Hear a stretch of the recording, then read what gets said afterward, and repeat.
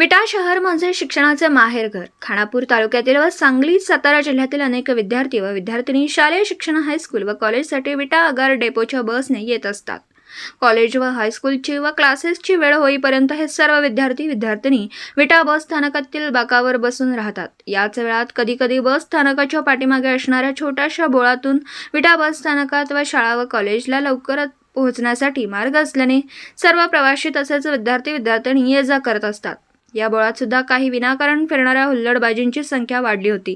या संदर्भात विटा पोलीस ठाण्यात अनेक तक्रारी आल्या. या तक्रारीची दखल विटा पोलीस व निर्भया पथकाने घेतली व अशा हुल्लडबाजी करणाऱ्यांना एकत्र जमा होऊन थांबणाऱ्या टोळींचा चांगलाच समाचार घेतला. तेव्हापासून हे हुल्लडबाजी करणारे या परिसरात गायबच झालेत. पोलिसांनी खाकी वर्दी काय आहे हे दाखवल्यानंतर हे भाई गायबच झाले आणि आता विटा बस स्थानकात हे हुल्लडबाजी बसवण्यासाठी अड्डा तयार केला.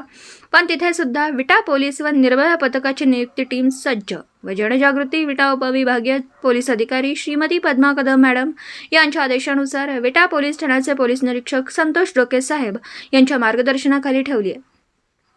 त्यामुळे विटा बस स्थानकात आता हुल्लडबाजी करणाऱ्या टोळाच दिसेना. तर दुसरीकडे विटा बस स्थानकात आता शिस्त लागली आहे. प्रवासी व्यवस्थित बाकावर बसतात, तर दुसरीकडे शालेय विद्यार्थिनी एका बाकावर तर विद्यार्थी एका बाकावरती बसतात. गृहरक्षक दल ही टीम बंदोबस्ताच्या वेळी गृहरक्षक दल महिला या ठिकाणी सतत कार्यरत असतात. त्यामुळे विटा पोलिसांचेही सतत 112 पोलीस व्हॅन ही फेरफटका मारत असते. तर विटा पोलिसांचे पायी पेट्रोलिंग हे या परिसरात कार्यरत असतात. त्यामुळे बस स्थानकामध्ये अक्षरशः जे कॉलेजला नाहीत विनाकारण बस स्थानकामध्ये फिरतात, किरकोळ कारणावरून वादविवाद करतात, अशा हुल्लडबाजी करणाऱ्या टोळ्यांची मात्र आता दैना झाली. तर विटा वाहतूक नियंत्रण कक्ष वाहतूक पोलिसांकडून बस स्थानक आवारातील खासगी वाहनांवर ऑनलाईन दंड करताना दिसतं. तर दुसरीकडे बस स्थानकावर प्रवाशांची गर्दी लक्षात घेता लाईनीप्रमाणे वेळप्रसंगी बसमध्ये प्रवासी व विद्यार्थ्यांना बसवलं जातं. या सर्व शिस्तीमुळे अत्यंत चांगल्या पद्धतीने विटा बस स्थानकात सध्या हे दिसून येत आहे. पोलिसांच्या या धडाकेबाज कारवाईमुळे सध्या विटा बस स्थानक आणि बस स्थानका पाठीमागील बोळ या ठिकाणी असणारे व्यापारी व नागरिकांनी समाधान व्यक्त केलं. विटा पोलिसांच्याने विटा पोलीस निर्भया पथक संबंधित अधिकारी व पोलीस कर्मचारी तसेच जनजागृती करणाऱ्यांचे प्रवासी व नागरिक विद्यार्थी विद्यार्थिनी यांच्याकडून कौतुक होत आहे. ही मोहीम अशीच चालू ठेवावी अशी ही मागणी प्रवासी वर्गातून होतीये.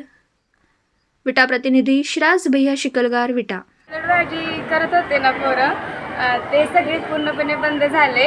आणि तुला कसं वाटते आता बस स्थानकमध्ये, म्हणजे शिस्त कशी वाटते? आधीपेक्षा तर लय भारी आहे इथलं. म्हणजे शिस्त आहे. मुलं एका बाजूला, मुली एका बाजूला. बसला पण जास्त गर्दी नसते, लाईनमध्ये असते, सगळे लाईनमध्ये लावतात. निर्भया पथक आणि पोलिसांचं जेवढं कौतुक करावं तेवढं कमीच आहे. तुला समाधान आहे का त्यांच्या कामगिरीबद्दल? त्यांनी एवढं नियम केले ना, सगळं भारी आहे. म्हणजे असं मुलं विटा पोलिसांमुळं मुली सगळे सुरक्षित आहेत. खरं तर विटा पोलिसांच्यामुळं मुली सगळ्या सुरक्षित आहेत. तू काय करतो?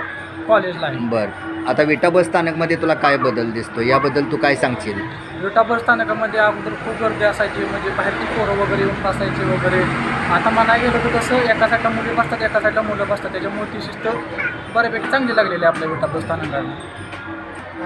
ज्या ठिकाणी विटा पोलीस स्टेशन, निर्भया पथक यांचं कौतुक करावं एवढं कमी आहे आपल्यासाठी. त्यांनी काय असं केलं, तुला त्यात बदल काय दिसला? त्यांच्या कामगिरीबद्दल तुला काय म्हणायचं आहे? त्यांनी आपल्या विटा पोलीस त्यांनी आपल्या एस टी स्टँडला एक चांगलं असं वळण लावलेलं आहे. त्याच्यामुळे त्यांचं कौतुक करावं एवढं कमीच आहे.